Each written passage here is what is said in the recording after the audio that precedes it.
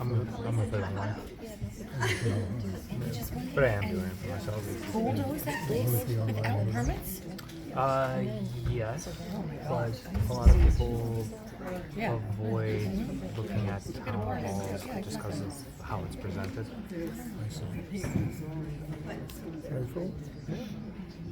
I'd go live, but I need 8 more people to follow me.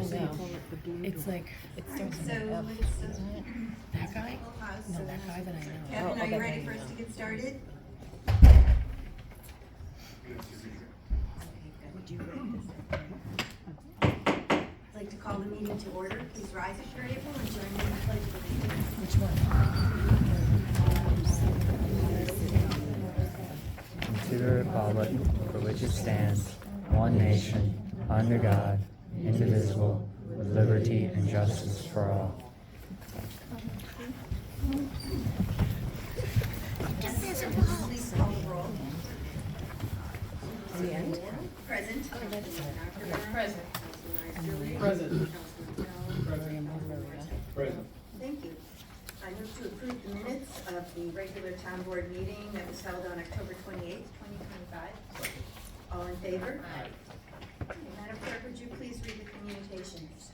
Following communications have been received in the office of the town clerk. We have received public notices from the Village of North Haven, a notice of adoption, Board of Trustees of the Freeholders and Commonalty of the Town of Southampton, 2026 adopted budget filing, correspondence, emails, and letters have been received regarding the following.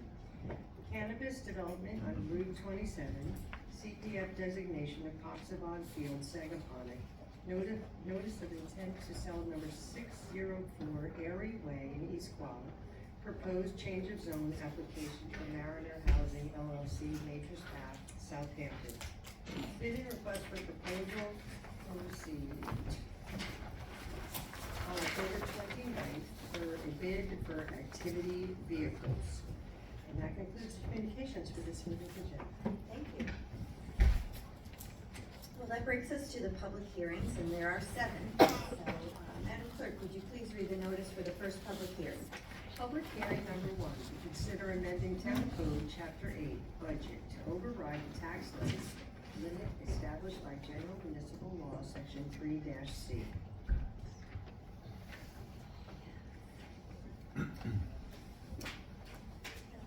Excuse me for a minute, I need to read the walk-on. Sure.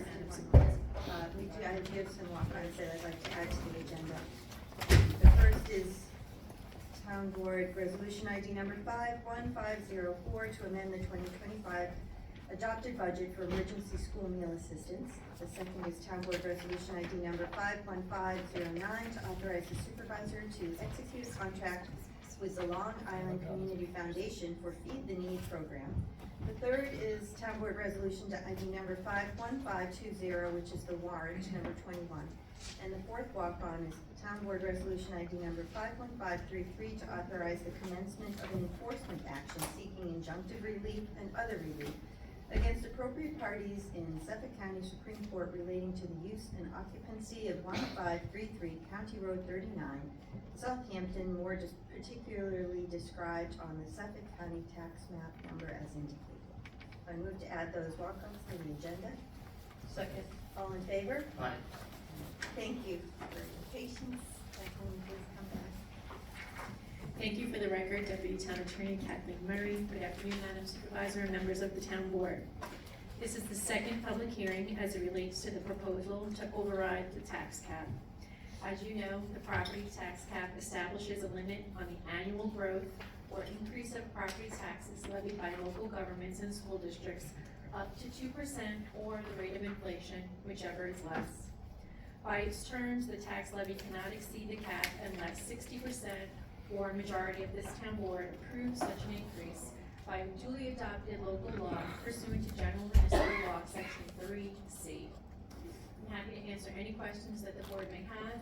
With you today also is your Town Comptroller, Dorothy Gladlewski. If the board is so inclined, there is a resolution of adoption on the agenda for your consideration. Do you have any questions? I don't have any cards for this public hearing. Kevin, is there anyone on Zoom?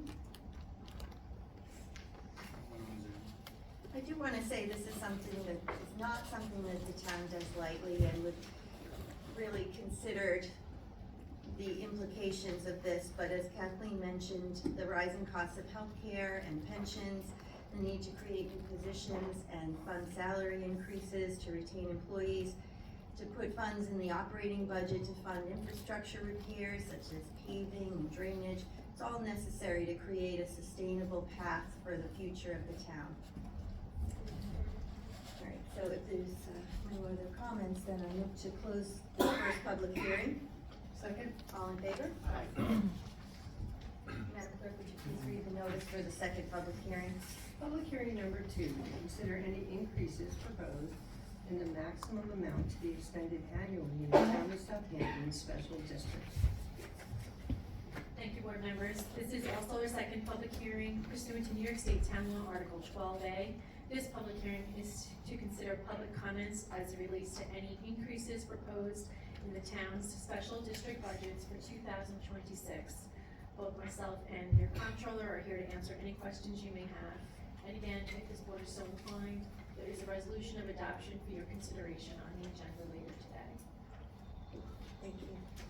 Anybody on the board have any questions? I don't have any cards from the people present. Kevin, is there anyone on Zoom that wishes to be heard? Then I move to close the second public hearing. Second. All in favor? Aye. Madam Clerk, would you please read the notice for the third public hearing? Public hearing number 3, on the 2026 preliminary budget. Thank you, Madam Supervisor. This is your third public hearing as it relates to your 2026 budget. This public hearing is pursuant to New York State Town Law Section 108 and is to consider public comments as it relates to the overall 2026 operating preliminary budget. Again, both myself and Dorothy Gatlowski, your town comptroller, are available to answer any questions. And again, if the board is so inclined, there's a resolution of adoption on the agenda later today for your consideration. Does the board have any questions? Or any comments or concerns? I don't have any cards on this, so Kevin, is there anyone on Zoom that wishes to speak on this third public hearing? No, there's no. So there we go. Even though the PC is I move to waiting. close the public hearing. Second. All in favor? Aye. Madam Clerk, would you please read the notice for the fourth public hearing? Public hearing number 4, to consider amending Town Code Chapter 330-163, Organization and General Procedure of Zoning Board of Appeals, and Chapter 330-181, Organization of Planning Board, to reduce the terms of zoning board and planning board members from 7 years to 4 years. Thank you, members of the town board. The purpose of this local law is to reduce the term of zoning board and planning board member appointments from 7 years to 4 years, and thus appoint or reappoint, as the case may be, members to 4-year terms. This local law will not interrupt any current member's term.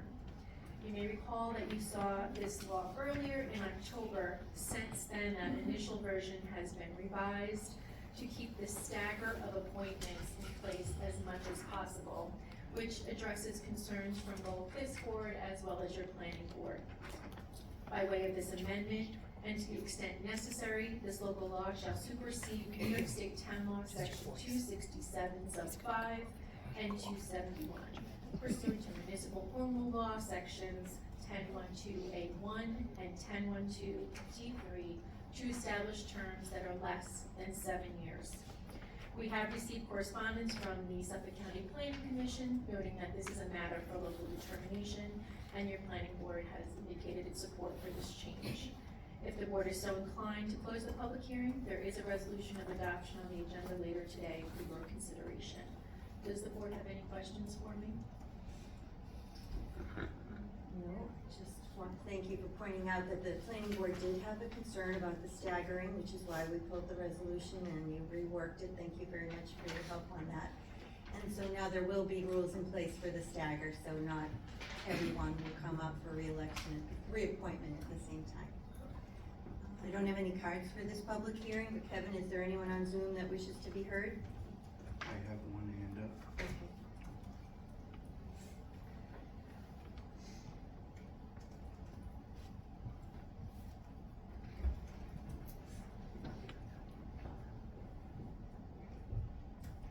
Meredith Berkowitz, here on behalf of the Bridgehampton Civic Association. I just had one, actually it's just a question. I was looking through the revised provisions of the code, and I just didn't quite understand the staggering, because some of the members of the current boards were appointed with 7-year terms, right? So you're not shortening those terms, or you are shortening some of those terms? No, we're not shortening anyone's terms. It's when they come up for reappointments. They'll be reappointed in a staggered way. Not everyone in this first reappointment will get the 4 years. Some will get 1 or 2 or 3 or 4, and then when they come up for the next round of appointments, it'll be on the 4 years. Is that accurately? It is, Madam Supervisor, and if I just may address what I think the speaker is referring to, particularly in section 330-163F1, A, there is one member who has already been appointed for a 7-year term. So we are codifying that individual keeps that 7-year term. No other members have received that 7-year term, but we are not shortening any terms by way of this amendment. So I believe that may answer the question from the caller. It does, that was my question. Thank you very much, I appreciate it. Thank you for coming. All right, well, if there's no other comments, then I'll move to close the 4th public hearing. Second. All in favor? Madam Clerk, would you please read the notice for the 5th public hearing? Public hearing number 5, consider historic landmark designation of the site recognized as the Nathan Topping Cook family home located at 439 Hayground Road, Bridgehampton. Good afternoon, Kelly Doyle, Assistant Town Attorney for the record. You may want to call number 5 and 6 together because those are related public hearings, and they both have to do with the Nathan Topping Cook family home at 439 Hayground Road in Bridgehampton. All right, Madam Clerk, would you please read the notice for the 6th public hearing as well? Public hearing number 6, to consider a request to extinguish a town-owned development right in relation to a carriage house proposed to be designated as a town landmark at 439 Hayground Road, Bridgehampton. So you already had 2 work sessions regarding this topic. One was to discuss the historical significance of the property, and one was to talk about the extinguishment of the town-owned development right. So I will try to be brief. I won't go over all those details again. So this is a property, it's about 1.1 acres, 439 Hayground Road in Bridgehampton. This property contains a historic 2-story framed house. It is known as the Nathan Topping Cook family home. It was constructed in about 1700s, and it belonged to the Cook family, who were some of the earlier settlers in the region. There is a report on file prepared by Ed Wesnowski. That is a pretty extensive report, talks about all the history of the property. This house does meet 4 out of the 5 criteria for landmark designation under the town code. And it is the property owner that has applied to landmark this property and take advantage of the density incentive provision in town code section 330-9A. They would like to retain the historic structure as a carriage house and then construct another main dwelling on the property.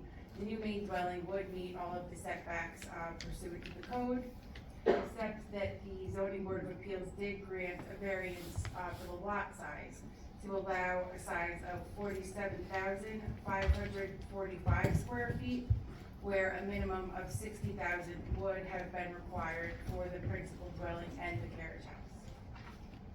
And there is an aerial photo right here, that's the property. And the applicant's attorney is here to speak as well. Thank you. Good afternoon, Carl Benacasa, 860 Montauk Highway, Waterville, New York, for the applicant. I don't really have much more to add beyond what Kelly said. I can tell you that during our public hearings with the zoning board, there were many members of the public that spoke in support of this application for preserving this important structure. Again, it's a rather large crowd, so I'm not going to go through all the landmark board's findings, but you certainly have them. I would note there is on the side of the home opposite the street, it's not visible from the street, there's an improved outdoor shower and a shed that have been added far subsequent to the original home are historic in nature. We are going to be asking for a certificate of appropriateness to remove those two structures. We've already talked about that with the town attorney's office. And of course, that would be in the purview of the landmarks board. But otherwise, we received that variance for lot area from the zoning board.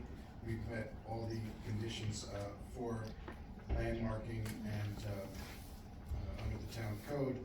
And you have the referral from the landmarks board recommending that you accept this landmarking and extinguishing development.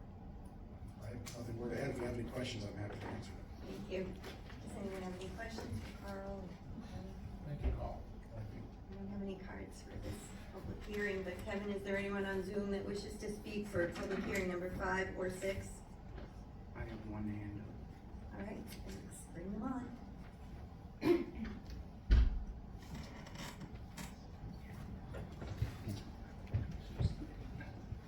Hi, Meredith Berkowitz again from the Bridgehampton Civic Association. I just wanted to say that we at the Civic Association fully support the designation of this home as a landmark and the extinguishment of the development right to accomplish that.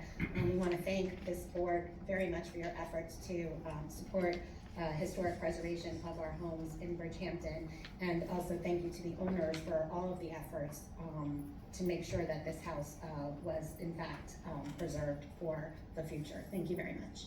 Thank you for your support and that of the Civic. Well, if there's no other comments, then I move to close the 5th public hearing. Second. All in favor? Aye. And I move to close the 6th public hearing. All in favor? Aye. All right. Madam Clerk, could you please read the notice for the 7th and final public hearing of the day? Public hearing number 7, to consider adoption of the annual CPF pilot payment plan 2025-2026 school year.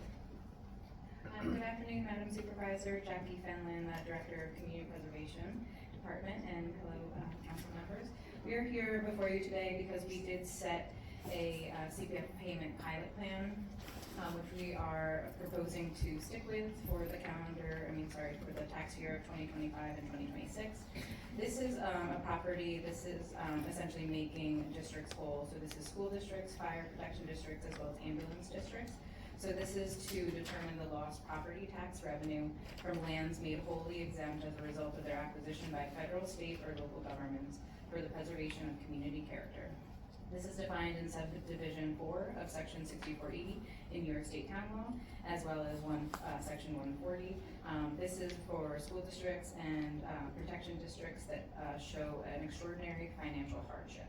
So we have proposed, and we are sticking with the plan, for a tax rate of school districts that have $5 per 1,000 of assessed valuation, but we are excluding those school districts possessing a total assessed valuation of $5 billion or more.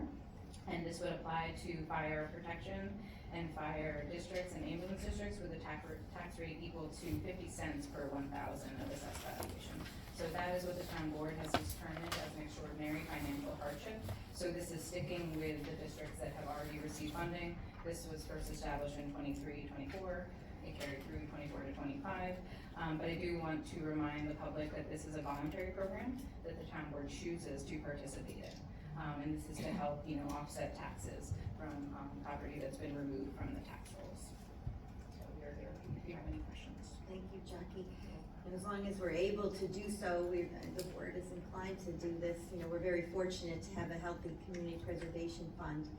And we don't want, it's nice, as you said, to be able to provide the funding to the schools that are losing the tax revenue from the properties that we preserve. Does anybody have any questions for Jackie? Yeah, the payment in lieu of taxes, this is a very important program that we have, and I want to say that it's not just properties that CPF has purchased, it's ones that we had acquired prior, and also county parkland, pretty much anything that's preserved within the borders of those school districts. Yeah, it's any property that's wholly exempt, so that's federal, state, county, and local properties, so not just CPF required properties. So that is a very good point, and I did want to say that this is capped not to exceed 10% of the CPF revenues for the last 12 months that we've received. So we are not getting to that point of the cap, but we are also getting very close. So I did want to make the town board aware of that. I'm seeing the figures for 25 and 26, and we are very close to that 10% threshold. So I just want everyone to know. Thank you. Well, I don't have any cards for this public hearing. Kevin, is there anyone on Zoom that wishes to speak? No one on Zoom. Well, no other comments, then I move to close this public hearing. Second. All in favor? Aye. Thank you, Jackie. Thank you, Jan. All right, and that brings us to the public portion. I know there's a lot of people here that wish to speak tonight, so I ask you to please keep your comments to 3 minutes so everyone can have an opportunity to be heard. The first card is Ryan Abramson. Hey, afternoon. Ryan Abrahamson, I'm the Southampton Townhall CSA unit president. Just over a year ago, we were out on the front steps protesting the $3,000 higher wage increases given only to the admin employees, not townwide. The message from the town was we are piercing the tax cap to help our employer retention. Admin titles do not have proper retention that union titles do. In the last 3 years, we have hired 17 boiler equipment operators, 13 clerical positions, 7 public safety dispatchers, and other ancillary titles with a total of 100 hired over the last 3 years. We have a retention problem. That's over 25% of our union titles in this township.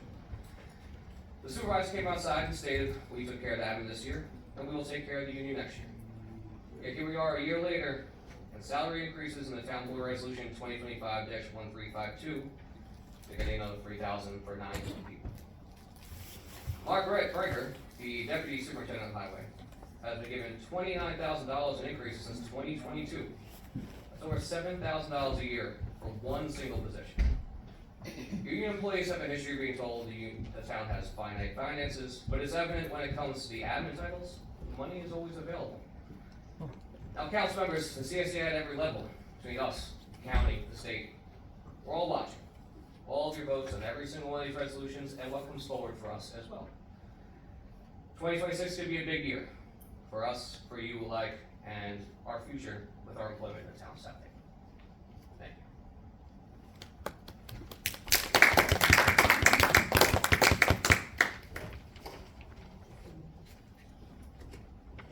Well, just to say that we are negotiating with the union and things seem to be going very well, at least from our perspective. I thought he felt the same way too. But we'll hope to wrap it up by the end of the year, and then everyone will see what the salary increases are going to be. So now, there's a lot of cards here, and I think most people are gonna wanna speak about the situation with ICE. So I just wanted to say that we welcome this civic participation, and we're glad that you're all here to speak with us, and your presence is just an indication of how caring the people in our community are for others. I understand there's concern and anxiety because of the ICE activity that we saw in Hampton Bays and West Hampton last week, and the most difficult part is that there's no clear, accurate information coming our way. We've been informed by Chief Kiernan that ICE does not notify the police department before they come. We don't know when they're coming, and but if they did ask for our assistance, we would not help unless they provided us with a signed warrant from a judge. I would certainly wish there was more cooperation from the federal authorities, and I'll plan to, and perhaps with the support of the board as well, send a letter to our federal representatives, Senator Schumer and Congressman Lilota, and ask them to provide us with more information for when these types of things happen, so we're not in the dark. The families who live and work here, they're part of the fabric of our schools, our economy, and our neighborhoods, and we are safer and stronger as a community when people feel secure enough to go to work and send their children to school and seek help when they need it. And while immigration enforcement is a federal matter outside the jurisdiction of this town government, that does not mean that we're indifferent or powerless.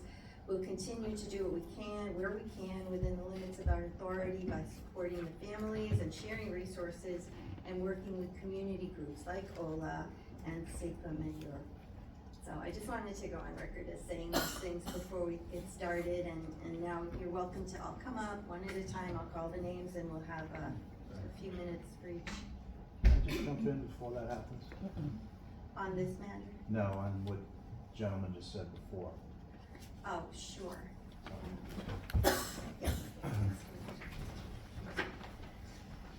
Charlie McCardle, Highway Superintendent. As an elected official, I get to wear two hats. One is a resident, and one is an elected official.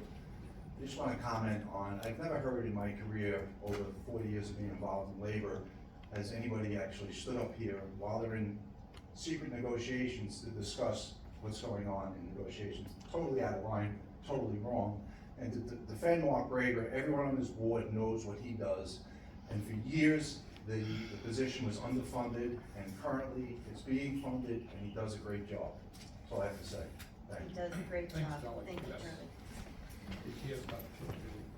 All right, so I'll read the name and then for the next speaker, so in case they're in the other room or you want to line up. The first is Lori Werner, and then Emily White.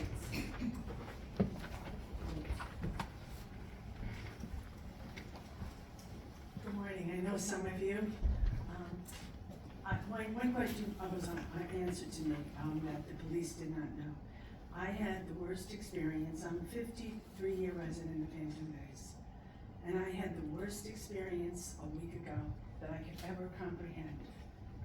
To any of people are in the audience today that are Latino, my heart goes out to every single one of you because I was nervous. I was at what's called the Conversation Cafe that's run by Ola and by Cosa de Media at St. Rosalie's. It was a wonderful 6-week program.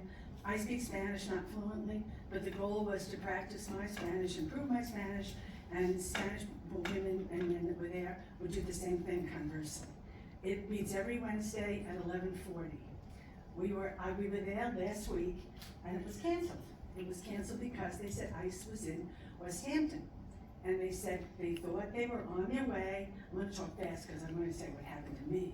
That they were on their way on Montauk Highway to convene at the Hampton Bays Fire Department. So my sister and I, we're curious. So we said, let's go see what's going on. So we drove to the Hampton Bays Fire Department down Good Ground Road. I was shocked, literally shocked. And I'm saying that word loudly and strongly.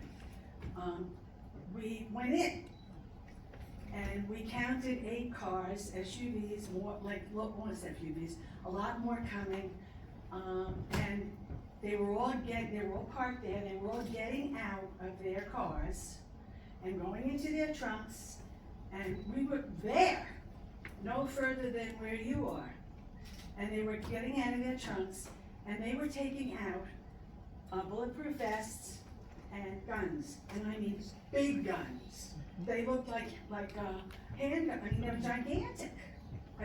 You see now talking about it, I was shaking. I was like, oh my goodness gracious, I can't believe this in my town.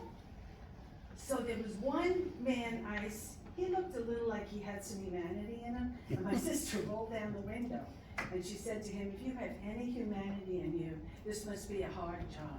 He said, it is. So then we turned around and we came out and we went back to Good Ground Road and we went around again. We went around again. And I mean, more cars were coming, little black ones, Fords and Chevys, all blacked out. But bakery, my sister and I had gone into that bakery, the pastries. They were following a man down Montauk Highway. They went through the front door of the bakery with loaded guns. I could have been sitting there eating or having tea. This has got to stop.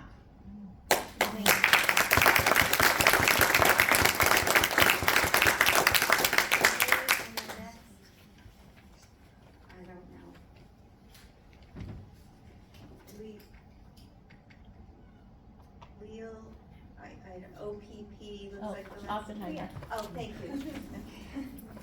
Hi, I'm Emily. I'm a Sag Harbor resident, and I also just wanted to come and express my solidarity with the Latin American community. Could you state your last name also? Emily White, W-E-I-T-Z.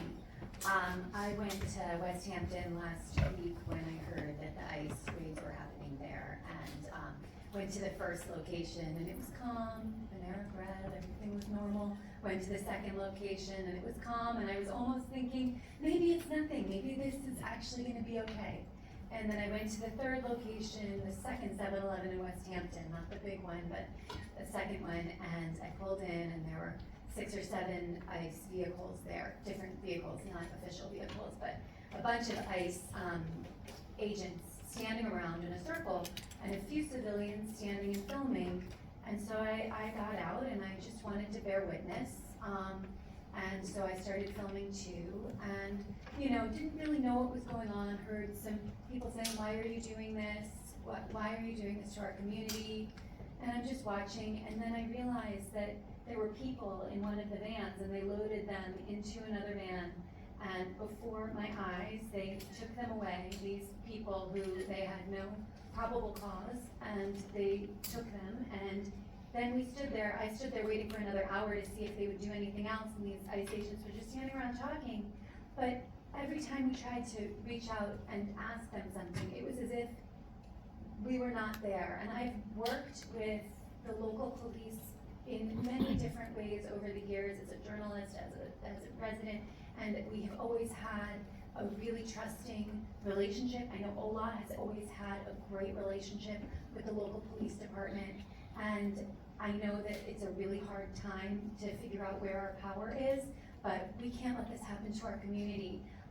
The most striking moment for me in that whole thing, after we watched these 2 men be taken away and their lives completely destroyed, one of the ICE agents came over, he yelled at me for standing too close to his car. I stepped back from his car, and then he walks over with his giant gun and everything, and he's looking at his car, and he just says, there's a scratch on my car. And he looks at me like I'm gonna empathize with him, like, you poor guy. There's a scratch on your car, you just destroyed 2 men's lives. And I just want to express my solidarity with one.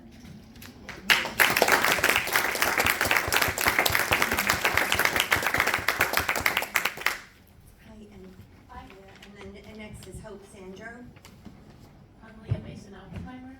I've been a resident of Sag Harbor for 30 years.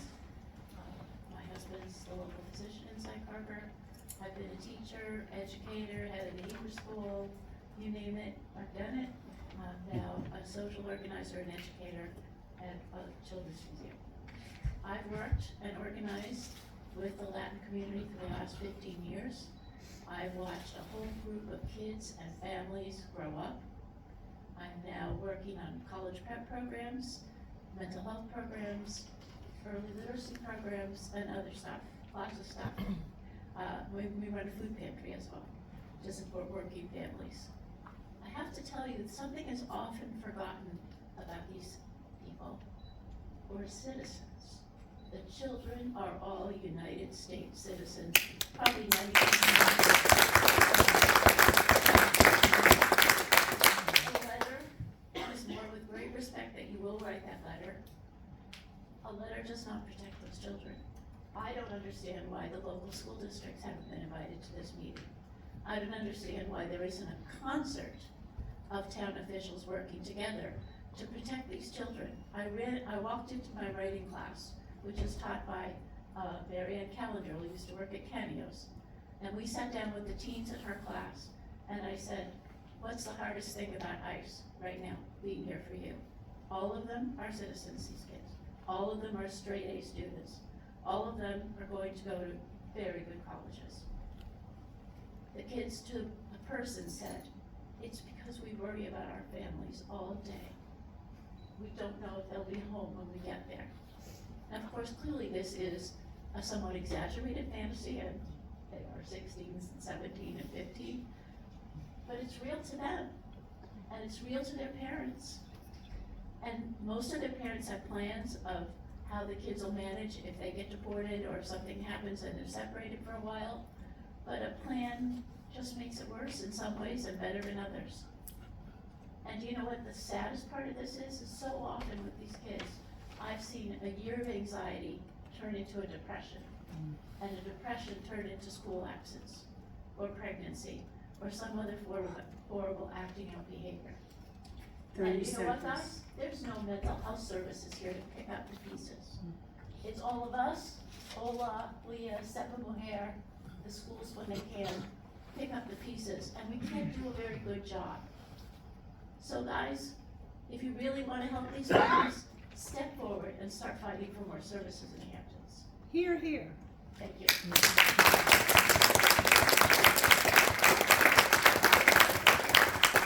After Hope, it's Bridget. Por favor, protege a mis amigos latinos.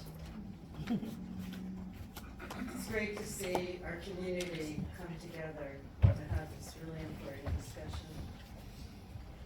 I know how hard it is to take time for our work to appear here, so I want to thank everyone else that's also come to give support to our neighbors. My husband and I live in Shinnecock Hills. I'm here in support of your work, your oath to protect the public health and safety of all our residents. The conversation we should be having is one together. Focus on where we are going together, not where we came from. Shockingly, I witnessed an ICE attack. I'll call it an attack. I live in Shinnecock Hills on a hill, and I was on my front deck the first week in July.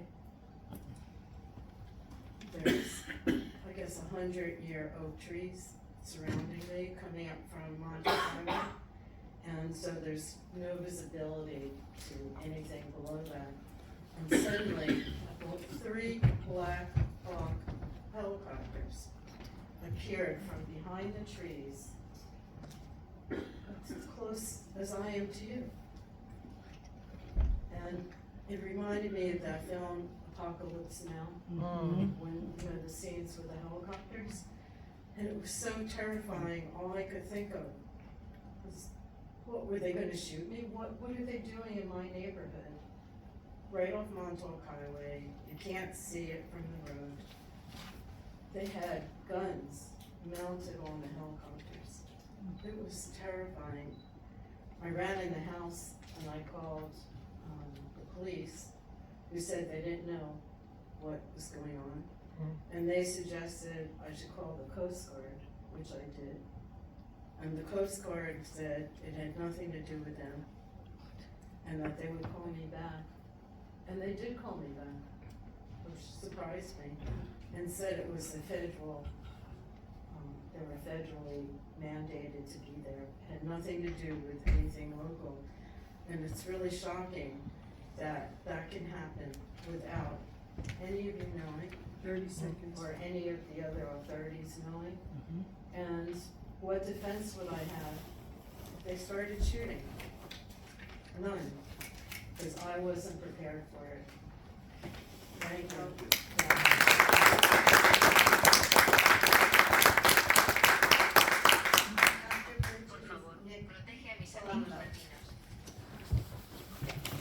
Good afternoon. I'm Bridget Moore and I live in Hampton Bays. Good afternoon, everyone. Before I talk about ICE, I wanted to congratulate Cindy and Sunday, and more importantly, I'd like to thank Rick Martell for his fine work as a dedicated councilman. And the residents of Hampton Bays are very appreciative and for all you've done. And Mr. Neely has some big shoes to fill. So, thank you. Okay, American exceptionalism is a theory that the United States is unique and stands apart from other nations. A byproduct of this belief is that Americans think bad things don't happen here. There are many recent examples of this. In recent history, remember how we thought 9/11 couldn't happen? Or a pandemic? Now we have masked federal agents, some call them thugs, or Gestapo-like, on our streets, snatching up people. Did you think this was gonna happen now in this time? No. Or in Chicago, a 1-year-old baby would be pepper sprayed in the face by an ICE agent. I'm not talking about immigration, I'm talking about tactics and humanity, inhumanity. We all feel powerless, but doing nothing is not an option. Many people, including Ann Welker, showed up to the protest of ICE, protesting ICE. another protest on Friday. I'm showing up for that. I'm showing up here to tell you that we have to keep vigilant, because doing nothing is unacceptable. I will write to Nick LaLoda for what that may be worth. Nothing. As a representative of this town, I think, Maria, I was gonna ask what we would do to protect the people of Southampton, regardless of where they're from. I think you gave us some answers to that in the beginning. But if more people show up and protest, we may make a difference, and that's what makes us exceptional.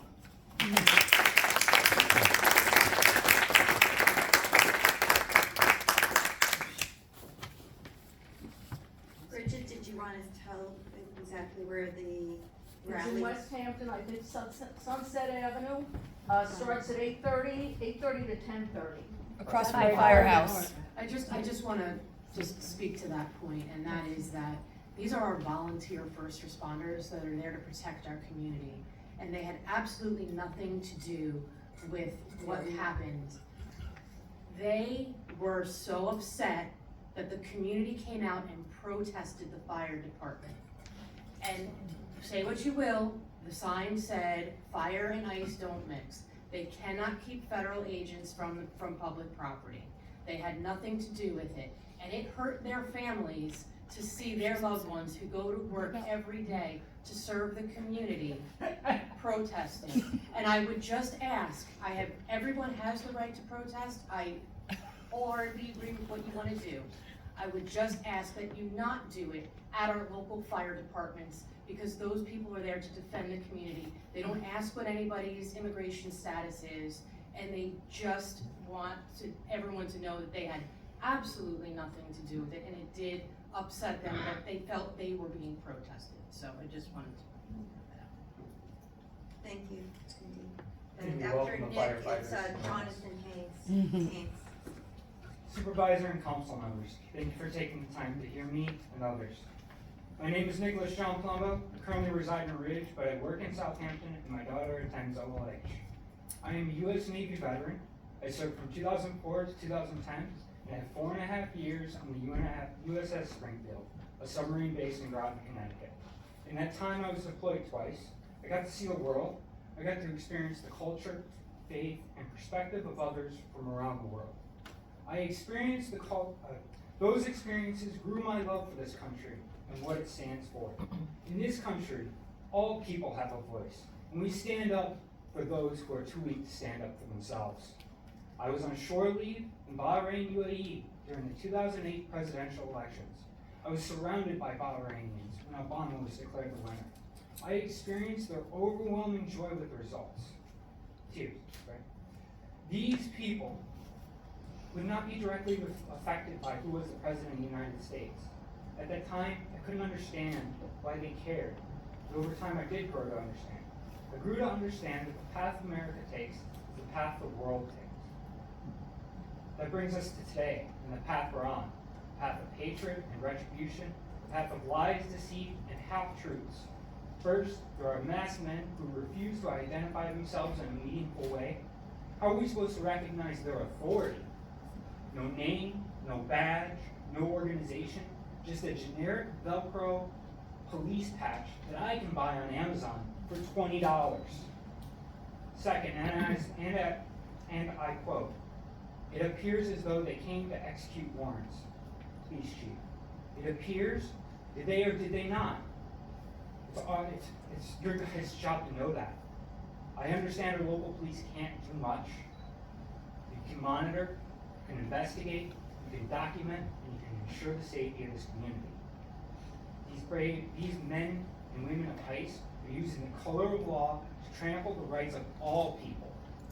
I thank the brave men and women who have stood on the streets with signs and whistles, both locally and around the nation. But why is it left up to us, the community? Because we're too fearful to stand up. 30 seconds. I ask that you condemn the tactical device. I ask that local police departments follow ICE with their body cameras and dash cameras on. I ask that you do this from an official capacity, a governmental capacity, because if you don't, we will, and we will vote just like we did on November 4th. Finally, I ask that you, the elected officials, stand with your constituents. We want to see you at our protests, at our meet and greets, at our sign-making events, supervisor and council. We want you to be part of this community. I implore you to help us ensure the safety and legality of these enforcement actions. In my opinion, the best way for you to help is to have local officers monitoring ICE and our elected officials, and for you to stand with us. Thank you.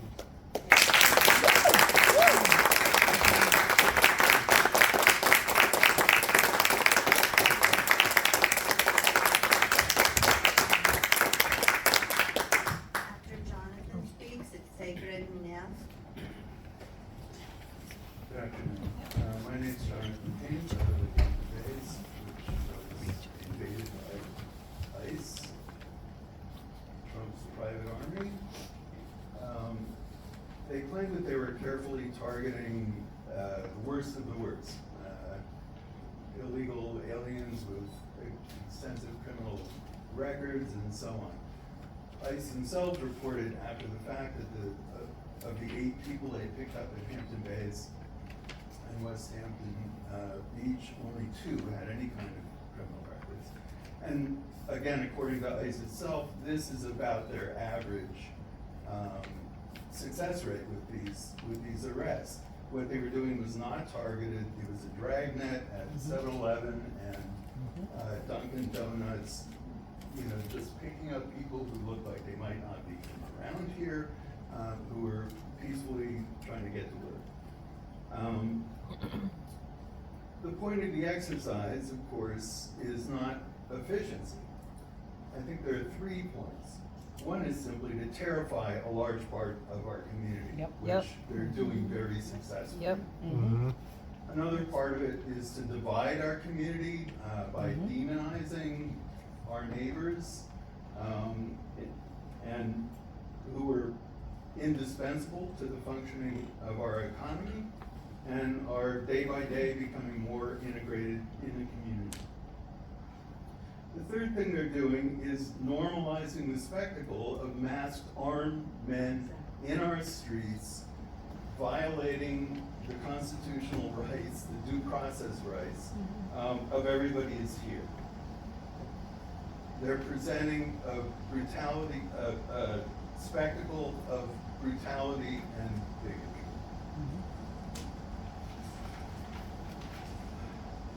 This makes me ashamed as a citizen, and it makes me angry. It's a betrayal of our rights and liberties. It's a betrayal of the openness and generosity, which has always been the best thing about this country, the thing that actually made this country great. At the October No Kings rally in Hampton Bays, somebody held up a sign and said, "Ever wonder what you might have done in 1930s Nazi Germany? You're doing it now."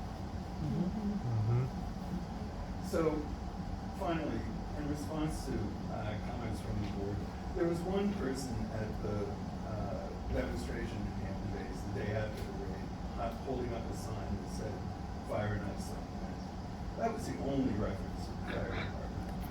And in the demonstration, the information was going around that the fire company could not do anything about the federal use of their territory. So, apologize for the hurt feelings, but, that was certainly not the intention of the Hurt feelings over hurt people. Yeah.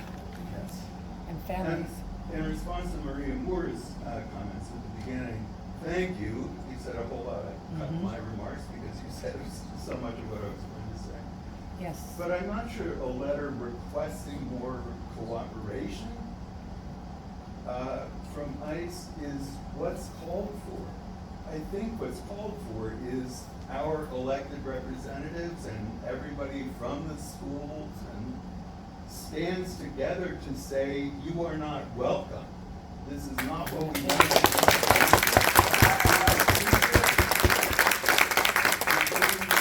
Our united, concerted opposition. Thank you.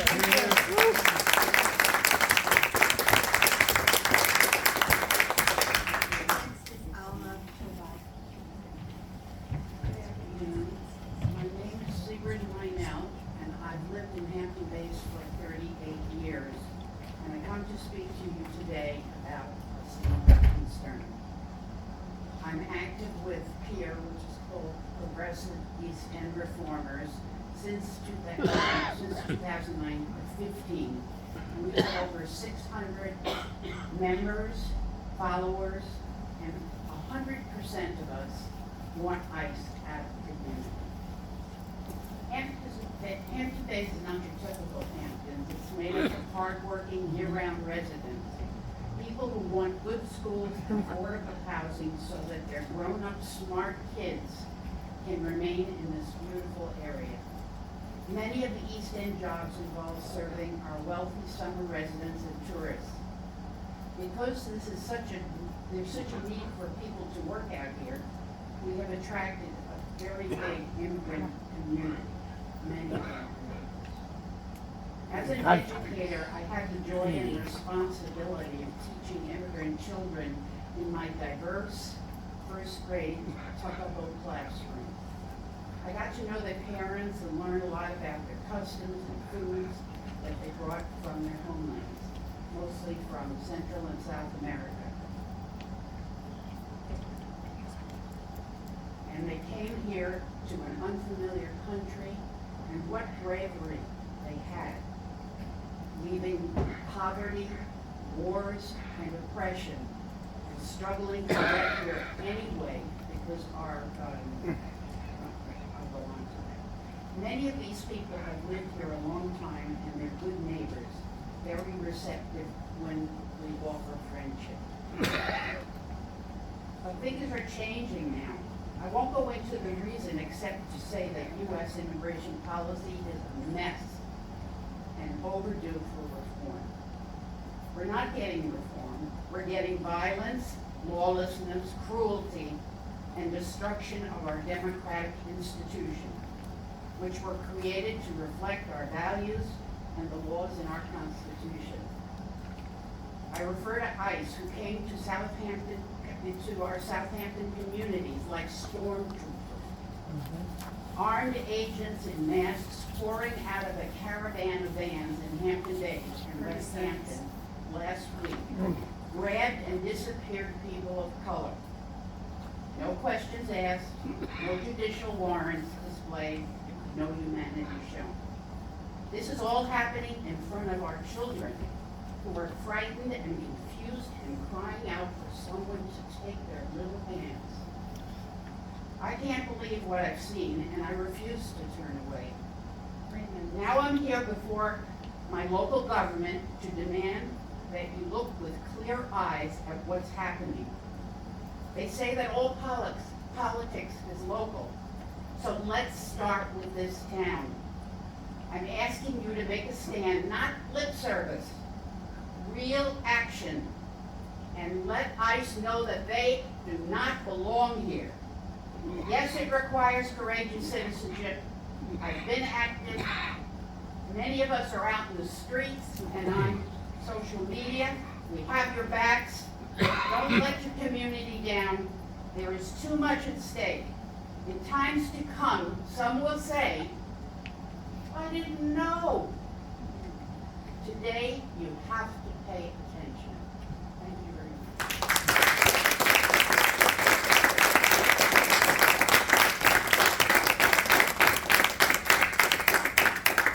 Please keep your comments to 3 minutes because there's so many people that want to speak and we want to make sure everyone has time.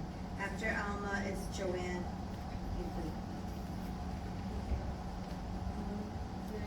My name is Alma Kovar. I am a community advocate in Polo, Long Island. And today I'm speaking from the heart of our community that has been deeply hurt by the recent events in Hampton Bays in Wisconsin. What we witnessed was, without exaggeration, hurt and a hand for our students. People were taken to places where they belong. Not because they had done anything wrong, but simply because of how they look. That is not a public safety, that is discrimination. During those days, I felt for the neighbor volunteers who were trying to protect and support our hard-working families. We felt frustration that we couldn't stop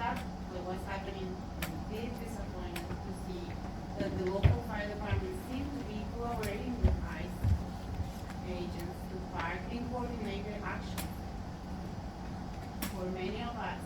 Like that felt like a betrayal when I heard you say it. But really it felt like a betrayal, a mockery of what community services supposed to mean. Today I am asking for clarity. I would like to know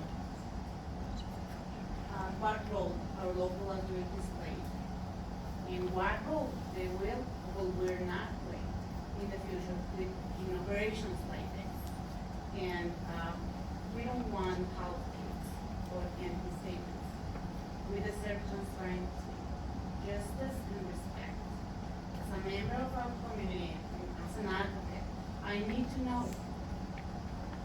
and I need to trust, and we need to trust our police, our firefighters, and our local leaders, because right now, my community is asking me if they can trust you with their safety. And I'm going to be very honest. I really trust you. That's the reality right now. We are here 30 because seconds. we still want to believe that we can build something better than that. But that will only be possible if there is truth, accountability, and a real commitment to justice.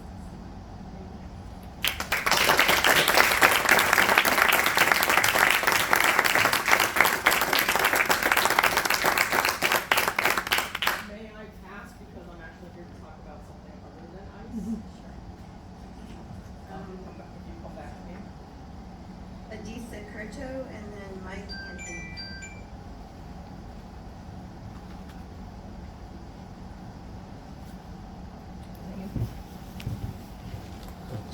Okay. She's downstairs, so we'll just, Mike, why don't you go first and. Okay.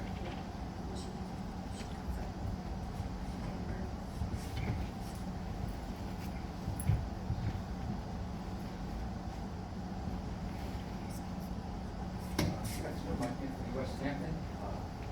I'm a member of a group called Neighbors in Support of Immigrants. I'm happy to see all the members of the paper in support of immigrants here today. I just like, for my prepared parts, I want to say, Ronnie Golden sitting over there was a member of Neighbors in Support of Immigrants. Produced a film probably 2010, 2011, around there, Ronnie. And what that film portrayed was how immigrants have made it in Southampton Town. The show happened to be at my house, and we invited the people who run that film for that production. It was a remarkable film. I have to say, I've never felt more patriotic in my life than I did when I watched that film. And if I remember correctly, by now, there were very few dry eyes in the house. But my prepared remarks, one of the reasons why I like living in Southampton Town is that I think this government, different iterations over the years, have not withdrawn from tackling hard issues. This is a hard issue. The one I was most proud of in terms of when you tackled was when George Floyd was murdered in 2020. This town did not shy away from addressing that issue at the behest of Governor Cuomo at the time. You created something called the Community Law Enforcement Reform Commission. I have that right. I think Mr. Burke, you're a member of that commission. Thank you. It was a remarkable piece of work. I mean, just extraordinary. I reread it after the ICE raids. And what it did was it said, if you read through the document, which is again a remarkable document, that words jumped out at me were community, diversity, education, and training. When they said community in that document, everybody. It meant everybody, white, black, brown, no matter what. I was wondering after that, I was wondering how permanent, how sticky that was. Would the police department really do the things that they said they did? I think they have. 30 seconds. Subsequent, 30 seconds, oh my God. just want to read, I want to read a statement from Chief Kiernan to show how seriously he took that document. Community Kieran said is the biggest, this is from 2070s, is the biggest stakeholder. I say to our community, and if every police officer works with the town, we're going to do our best every day to do everything we possibly can to make this a safe community. Southampton is unique in its partnership with the community and support of the town government. 3 minutes. Place police reform while maintaining law and order. Then Chief Cornet spoke in Spanish. We took the time out to learn how to say this in Spanish. Effective members of the Latino community, for their trust. We are here for you, and we want you to feel safe here in a wonderful, diverse community. Please never be afraid. Never be reluctant. Never hesitate to seek our help. We are your police department, and we're here to serve you if you ever should need us. Yeah, I know what form that will take. Just want to refer to what the former colleague said, as someone Tommy Johnson Bone, he said, the American Constitution, New York State Constitution was violated. I think we have to look at, Amendment, Fourth Amendment, the 10th Amendment of the Constitution, and what does that mean for locality? That's my request to you. Thank you.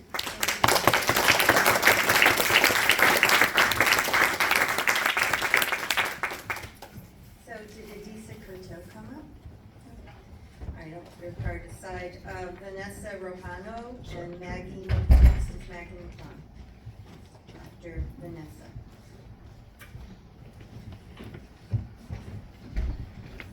Good afternoon, Town Council. Can you guys hear me? My name is Vanessa Rojano. I am a resident of Hinton Bays. I think I remember the day that the helicopter came, because I also live in the Shinnecock Hills. And it was alarming, to say the least. But I'm here, if it's all right, to read the comments of OLA's Executive Director, Minerva Perez. Just want to verify that that would be awesome. Hello, this is a statement written by Minerva Perez, Southampton Town resident and Executive Director of OLA. I'm sad to not be there in person, but you will hear from some of our team members. Our team works tirelessly to provide health access and mental health support to all residents, regardless whether they are Latino or not. We do this for the love we have for each person and family we can help. Our very successful offering, Conversation Cafe, which we've mentioned here a few times, is made possible by a small Southampton Town grant. In this workshop, we invite English native speakers and Spanish native speakers to enjoy lunch and facilitated conversation. It's not a language class, it's a community building series that creates joy, laughter, and understanding. In the past, our police chief has even attended along with others from the police department. While we appreciate the chance to create these offerings for Southampton Town, we cannot take our eyes off what is happening right now to tear this place we call home apart. The center for every family is often a child or an elder. We are seeing firsthand the destruction of all we have come to know about public safety from the perspective of children and elders as well as others. Over the 23 years of OLA's existence, we have worked well to coordinate with law enforcement when victims of crimes or witnesses needed support to report these crimes. We have seen the swift action of law enforcement when they know where the bad guy is. They have done the work of keeping Southampton Town safe. We cannot afford to break that trust. The idea that another agency, without regard for the working structures of our town, could snatch our community members away without report or consequence is unacceptable. Hearing this statement, there's not much we can do, cannot suffice. We need to know what you can do to uphold your pledge to public safety. If you are able to learn who was taken with any criminal history, then you should be able to learn all the people who are taken with absolutely no criminal history. A caution to us all.